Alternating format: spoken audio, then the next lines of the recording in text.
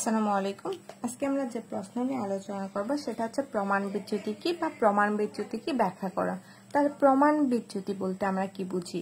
একটি পরীক্ষা পদ্ধতিতে, সেটা যে কোনো পরীক্ষা পদ্ধতি হতে পারে, এই পরীক্ষা পদ্ধতিতে প্রাপ্ত সমজাতীয় রাশি সময়, তাহলে অনেকগুলো রাশি থাকবে, যে এরকম আমাদের 6, 7, 8, 9 বা পয়েন্ট আসতে পারে 61.07, 62.63 বা এই ধরনের বিভিন্ন মান থাকতে পারে।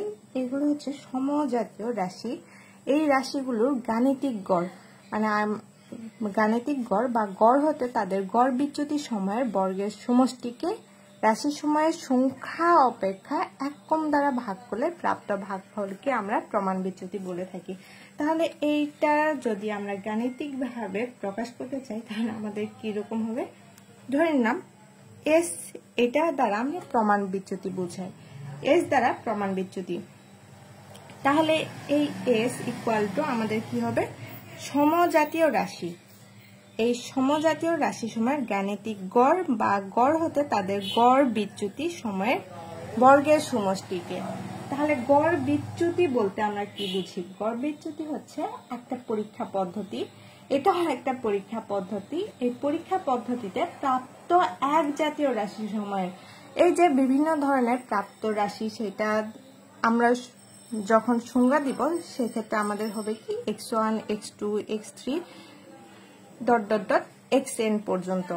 তাহলে x1, x2, x3 এগুলো এক জাতীয় রাশি সমূহ বা একই জাতীয় রাশি। এই রাশিগুলোর সাথে যদি আমরা গাণিতিক গড় বা গড়ের পার্থক্যকে আমরা বলে থাকি গড় বিচ্যুতি। তাহলে আমরা আগেই জানি গাণিতিক গড় x দ্বারা প্রকাশ করতে হয়। গাণিতিক গড় হচ্ছে অনেকগুলো রাশি, সেটার সাথে আমাদের n দ্বারা ভাগ করলে আমরা পেয়ে যাই গাণিতিক গড়। তাহলে এই যে আমাদের গাণিতিক গড় এবং গাণিতিক গড় বা গড়ের পার্থক্যকে আমরা গড় বিচ্যুতি বলে থাকি। তাহলে আমরা x1 একটা রাশি, এটার সাথে আমাদের কি করতে হবে? আমাদের গড়টা বের করতে হবে। তাহলে এইটাই হচ্ছে আমাদের গড় বিচ্যুতি। এই গড় বিচ্যুতির বর্গের সমষ্টিকে, তাহলে আমাদের এই গড় বিচ্যুতিকে কি করতে হবে? বর্গ করতে হবে। এইরকম বিভিন্ন ধরনের রাশি পাবো, যে এরকম x2 একটা রাশি ধরে নিলাম, এটার সাথে আমাদের গড় বিয়োগ করতে হবে x2 - x, এটার উপর স্কয়ার প্লাস ... n সংখ্যক যদি নেই xn প্লাস x স্কয়ার। তারপরে কি আছে? রাশির সময়ের সংখ্যা অপেক্ষা 1 কম দ্বারা ভাগ করলে প্রাপ্ত ভাগফলকে আমরা প্রমাণ বিচ্যুতি বলি। তাহলে এখানে কয়টা রাশি আছে? n সংখ্যক রাশি আছে। এই n সংখ্যক রাশি মাইনাস আমাদের কি করতে হবে? 1 কম দ্বারা ভাগ করতে হবে, মানে -1 দ্বারা ভাগ করতে হবে। তাহলে আমরা পেয়ে যাব গড় বিচ্যুতি। এখানে আর একটা কাজ আছে, সেটা হচ্ছে বর্গের সমষ্টিকে, তার মানে রুট। এটাই আমাদের প্রমাণ বিচ্যুতির সংজ্ঞা। এখন যদি আমাদের প্রমাণ বিচ্যুতি বের করতে হয় তাহলে আমরা কিভাবে বের করব? ধরে নিলাম এখানে কপারের নমুনা গবেষণায় একজন গবেষক নিম্নরূপ মান পেল। মানটা কি কি? 63.05, 62.80, 63.45। এটা আমাদের কি করতে হবে? প্রমাণ বিচ্যুতি বের করতে হবে। তাহলে প্রমাণ বিচ্যুতি আমরা কিভাবে বের করব? ওই যে আমাদের একটা সূত্র ছিল s √(x1 - x) এর উপর স্কয়ার প্লাস x2 - x এটার উপর স্কয়ার। এখানে কয়টা রাশি আছে? 3টা রাশি আছে। তাহলে x3 - x এর উপর স্কয়ার। আর এখানে আমাদের n সংখ্যক যখন ছিল তখন আমরা নিয়েছিলাম n। তাহলে এখানে কয়টা আছে? 3টা আছে। তাহলে 3 - 1। কিন্তু এখানে যেহেতু আমরা সংখ্যাই বসাইছি, সেক্ষেত্রে আমরা কি করব? এখানে n বসাই দিব। তারপরে স্টেপ আমরা কি করব? x1 কি 63.05 মাইনাস আমাদের x এর মানটা তো আগে এইটা থেকে বের করে নিতে হবে। তাহলে x এর মানটা আমরা কিভাবে বের করব? x x1 plus x2 plus x3 divided by n। তাহলে x1 এর মানটা কত?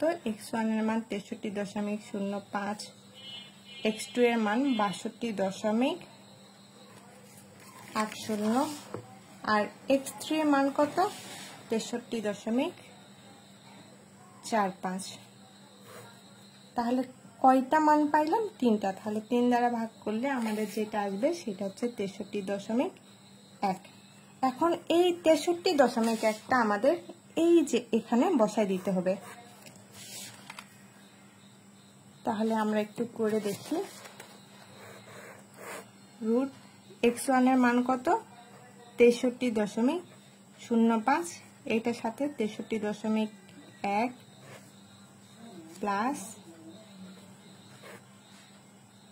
62.80 মাইনাস 63.1 স্কয়ার আর একটা 63.45 মাইনাস 63.1 এরপর স্কয়ার আর n সংখ্যক, nটা কত? 3 মাইনাস 1। এখন এটা যদি আমরা ক্যালকুলেশন করি তাহলে এখান থেকে আমরা কি কি পেতে পারি?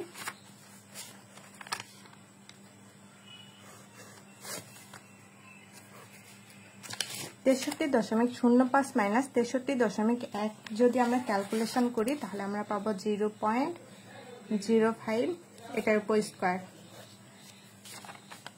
আর এটা থেকে যখন এটা মাইনাস করব তখন এটা থেকে আমরা পাবো 0.3। আর এটা থেকে তৃতীয় মানটা থেকে যদি আমরা গড়টাকে বিয়োগ করি তাহলে আমরা পাবো 0.35 প্লাস 0.35। এই যে এই মানটা আমাদের মাইনাস আসছিল, কিন্তু আমরা যখন গড় মান নিব বা আমরা যদি প্রমাণ বিচ্যুতিটা হিসাব করতে চাই তাহলে আমাদের মাইনাস মান নেওয়া যায় না। এক্ষেত্রে আমরা কি করব? প্লাস মানটা নিব। আর 3 থেকে যদি 1 মাইনাস করি তাহলে আসবে আমাদের 2।